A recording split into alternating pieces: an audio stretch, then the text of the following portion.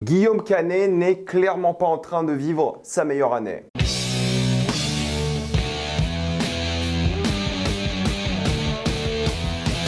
Acide. Comme d'habitude, jusqu'à la minute indiquée dans le titre de la vidéo, il n'y a pas de spoilers, restez tranquille, après on va tout spoiler. Acide est l'histoire d'une famille qui va essayer de se mettre à l'abri car maintenant en France, la pluie est extrêmement acide au point qu'elle peut tuer des gens et même endommager des bâtiments, des voitures et grosso modo tout ce qui est touché par l'eau. Vous me connaissez, je suis l'un des premiers à défendre les films français lorsqu'ils sont bien. Je suis le premier à dire qu'on a parmi l'un des meilleurs cinémas du monde, vraiment je le pense. On est peut-être derrière les Américains, les Coréens et peut-être les Britanniques, il y a débat, mais on est dans le top 5 des meilleurs pays en termes de films, je le maintiens, je le pense. Et parfois il y a des films qui sont absolument exceptionnels qui sortent, on va en parler ce jeudi justement, du coup demain, pour vous donner un peu plus de détails sur un film exceptionnel français qui est sorti cette année, mais je vais les voir, j'essaie vraiment de me motiver, pas tous, parce que j'ai un gros problème avec les films français de manière générale, et c'est un problème qui est un peu bête, c'est un problème qui est pas très mature, pas très sérieux, mais j'en ai marre des films français parce que ils racontent, j'ai l'impression, toujours la même chose. Il y a ce bingo que j'aime bien par rapport aux drames sociaux français. Vous savez, tous les films français, c'est des drames sociaux. Et en soi, c'est hyper intéressant, les drames sociaux français. Les comédies, j'en parle même pas parce que pour moi, c'est une catégorie à part. Franchement, les comédies françaises, j'ai complètement zappé, je vais même plus les voir. Le mélange des deux, drame social plus comédie, franchement, je les évite aussi parce que c'est des films qu'on a vus 1000 fois. Et je sais que c'est pas sérieux, pas mature, mais j'ai pas l'énergie pour aller les voir honnêtement. Par contre, les drames sociaux qui se concentrent uniquement sur le drame et le social, là, ça m'intéresse, même s'ils sont aussi très répétitifs parce qu'en soi, c'est intéressant. Mais là, on est rentré dans une nouvelle ère, j'ai l'impression, avec le cinéma de genre français. On a de plus en plus de cinéma d'horreur ou de cinéma vraiment de genre angoissant, comme La Nuée, justement, qui est sorti, je crois, il y a 2 ans déjà. La Nuée est un film de Juste Philippot, qui réalise aussi le film d'aujourd'hui. Et beaucoup de personnes avaient adoré La Nuée. Et écoutez, moi, La Nuée, je n'avais pas vraiment apprécié. J'avais beaucoup aimé le concept, mais je trouve que en termes d'exécution, surtout par rapport aux acteurs, par rapport aux facilités scénaristiques, par rapport à plein de choses, j'avais beaucoup de mal. Mais je me suis dit, pourquoi pas La Nuée, c'était une bonne idée, un bon concept, on va aller voir Acide. Je dois admettre un truc, je suis pas le plus grand fan de Guillaume Canet, il fait de bonnes choses, que ce soit derrière la caméra ou devant la caméra, mais c'est qui tout double quoi. Où il va faire des choses que j'aime vraiment bien, où je vais avoir envie de me foutre en l'air durant tout le film. Et je pense que vous l'avez compris vu comment je parle, dans quelle catégorie se range Acide. Je vais essayer d'être juste avec ce film, mais honnêtement, je vais avoir beaucoup de mal. Pourquoi? Parce que dès qu'un acteur est à l'image, j'en avais marre. Je vais pas dire que les acteurs jouent mal. Je pense qu'ils ont été dirigés de la manière dont ils ont été dirigés, qui est pour moi représentative d'un problème qu'on a en France. Ça joue pas au fait. J'exagère quand je dis ça, mais au fait, tous les acteurs dans ce film ont qu'une seule émotion. Et lorsqu'ils vont au-delà de cette émotion, ils vont chercher un truc intéressant. Ils n'ont pas d'évolution, ils ne vivent rien dans ce film. Les personnages au début ont les mêmes relations entre eux, sont au même état psychologique ou presque, ils sont peut-être un peu plus endommagés, ce qui est logique vu les événements du film, mais t'as pas l'impression que les personnages ont progressé. Et c'est un peu le problème que j'ai avec du coup Monsieur Philippot, c'est que j'ai l'impression qu'il fait des films pour des concepts géniaux. La Nuée, c'est un super concept, et lorsqu'il a le budget et l'occasion de montrer son concept, il le fait vraiment bien. La Nuée, il y avait des plans qui étaient hyper mémorables parce qu'il avait ses fulgurances, il avait son concept et l'utilisait bien. Et j'ai l'impression qu'il fait des films comme Acide aujourd'hui, où il a une idée de concept, mais pas une idée d'histoire. Je sais pas si vous voyez un peu la différence. Le film ressemble un peu à The Last of Us. Un papa, un enfant, des choses comme ça. Sauf que The Last of Us, oui, c'est un concept zombie, mais c'est avant tout l'histoire d'un père et de sa fille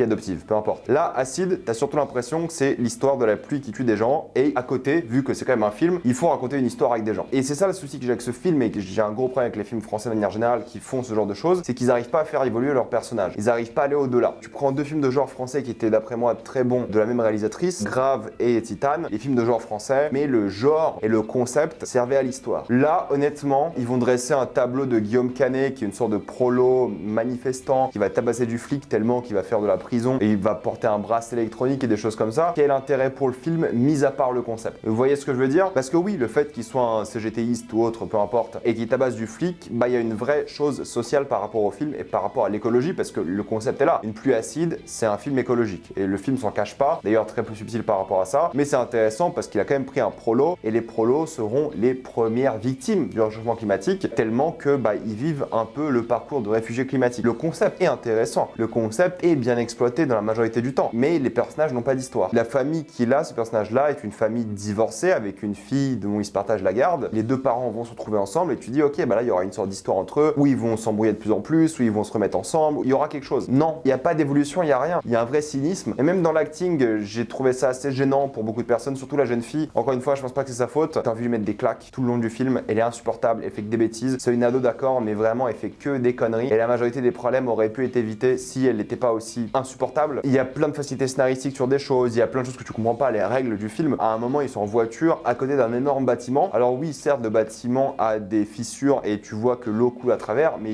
l'eau coule un petit peu à travers. Ils auraient pu rester en voiture sous le bâtiment. C'est mieux qu'en voiture sous la pluie. Les voitures protègent, mais pas indéfiniment. Parfois, les personnages marchent dans l'eau et toi, tu viens de voir une séquence où il pleut énormément et la pluie est acide et après, ils marchent dans l'eau avec leurs chaussures, comme si de rien n'était. Et ton cerveau, il bug sur certains moments comme ça, quoi. Après, oui, le message de l'écologie est là, les réfugiés climatiques, les riches qui s'en fichent, les pauvres qui souffrent. T'as plein de trucs comme ça, comme le personnage de Guillaume Canet qui a mal au dos. Ça revient jamais réellement dans le film. Certains pourraient dire que ça revient à un moment précis, qu'il est mal au dos ou pas dans une certaine scène, ça n'aurait rien changé au dénouement de la scène. Il y a plein de séquences comme ça où tu dis pourquoi il y a tellement de choses qui sont introduites par rapport au personnage qui ne servent à rien. Mais le gros problème, c'est que lorsqu'on parle du concept du film, donc cette pluie acide, je trouve qu'il y a plein d'idées tout le temps, quoi. En fait, on se rend pas compte à quel point la pluie est utilisée par la civilisation. On utilise la pluie dans tout, dans la canalisation, pour s'hydrater, pour l'agriculture. Je vais pas rentrer dans trop de détails, mais partout. Et si cette pluie commence à nous brûler, qu'est-ce que ça veut dire pour le monde? Les rivières, les fleuves, vraiment tout serait contaminé. Et il y a plein d'idées par rapport à ça, il y a plein de séquences, je dirais pas forcément mémorables, mais il y a plein de bonnes idées, c'est ça qui est cool. Il y a des séquences qui sont vraiment bien filmées par rapport à des séquences en voiture, une séquence sur un pont qui est pas mal, qui est angoissante, et le film est angoissant. Angoissant climatiquement de une, mais aussi angoissant dans la mise en scène. Et je trouve que le metteur en scène se débrouille bien, c'est un bon metteur en scène. C'est juste que parfois il a pas le budget, et du coup c'est filmé de manière très sombre et tu vois que dalle, et c'est trop mélodramatique. Il a aussi écrit le scénario, il était pas seul au scénar, mais franchement, enlevez le mélodrame, parce que c'est beaucoup d'acteurs qui crient constamment, qui gueulent, c'est beaucoup d'embrouilles familiales, c'est des trucs vraiment qui sont tellement clichés et tellement vus 1000 fois en France que ça m'énerve parce que derrière cette idée, derrière ce concept, je me faisais la même remarque, je me suis dit, imagine c'était les Coréens qui faisaient ce film. C'est triste de se dire ça quand même pour son propre pays. Imagine c'était les Britanniques qui faisaient ce film. Imagine c'était pas un film mais une mini-série HBO. Et là je me dis putain, ça c'est bien. Et le constat est là, c'est que ça n'aurait pas dû être un film ou alors un bien meilleur film qui aurait dû se concentrer un peu plus sur des personnages peut-être pour rendre l'histoire intéressante. C'était pas très mal rythmé, il y avait des plans assez jolis parce qu'ils profitent justement du concept et je le maintiens, tout ce qui concerne la pluie, c'est bien. Tout ce qui concerne littéralement le reste, c'est d'une banalité et d'un ennui mortel. Même quand il n'y a pas trop de budget, tu vois qu'il essaie de se rattraper avec la mise en scène et c'est ok. Mais même la fin du film, honnêtement, je sais pas si ça manquait de budget ou si c'était la fin qui était prévue, mais j'ai trouvé ça tellement nul. Et à chaque fois que les acteurs parlaient, les dialogues entre eux, oh là là, quel enfer. Vraiment dommage parce qu'il y a de beaux plans, l'action est plutôt bien filmée, ils ont réussi à créer un vrai sentiment d'angoisse avec ce film, mais l'ambiance est pas excitante. Même la couleur du film, c'est sur un bleu peu intéressant, il n'y a qu'une seule couleur durant tout le film. Le film fait vraiment déconnecter, disjoint à certains moments, tu passes de séquence à séquence sans trop de logique. Le film aurait dû être plus long en vrai pour développer les personnages, ça aurait dû être une série tout simplement. Beaucoup d'incohérences, beaucoup de facilité. Pour conclure, je n'ai pas été ému par le film, je l'ai pas trouvé impressionnant, je l'ai pas trouvé ennuyant non plus, j'ai trouvé ça passable, mais ça aurait pu être tellement mieux vu le concept qui est fort et bien utilisé. Et pour chaque séquence hyper cool, tu te dis premièrement ça c'est une grosse facilité scénaristique, mais au moins ça permet d'avoir une séquence plutôt stylée. Et du coup je le pardonne. Mais il n'y en a pas beaucoup des séquences stylées et fatalement je pense que c'est pas un film dont vous allez vous rappeler. Si vous avez aimé La Nuée, vous allez apprécier ce film. Si vous aimez les mélodrames français avec des thématiques un peu angoissantes, vous allez bien aimer. Mais non, ce n'est pas le film écologiste, c'est pas subtil non plus, et c'est pas non plus le film d'horreur de tension de l'année quoi. Donc j'ai du mal vraiment à recommander ce film. Dommage parce que je voulais l'aimer et je voyais le potentiel derrière, mais malheureusement ça s'est pas converti en quelque chose de qualité. On va rapidement passer en spoiler.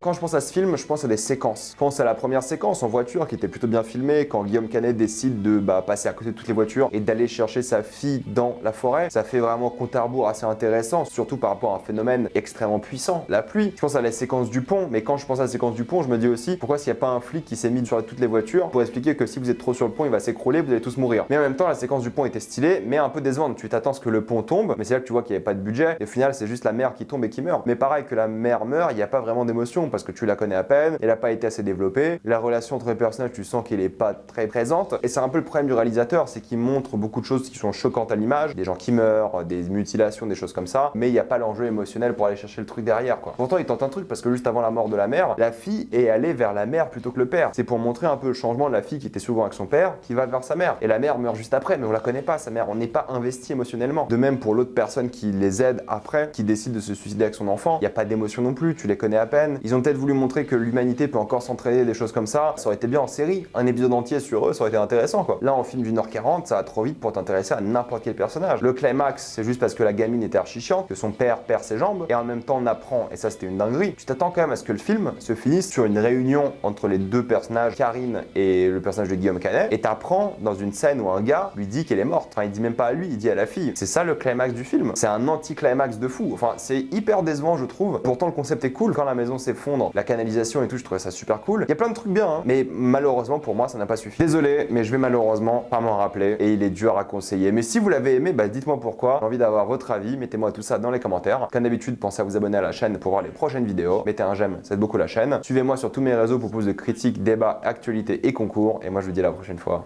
Salut à tous.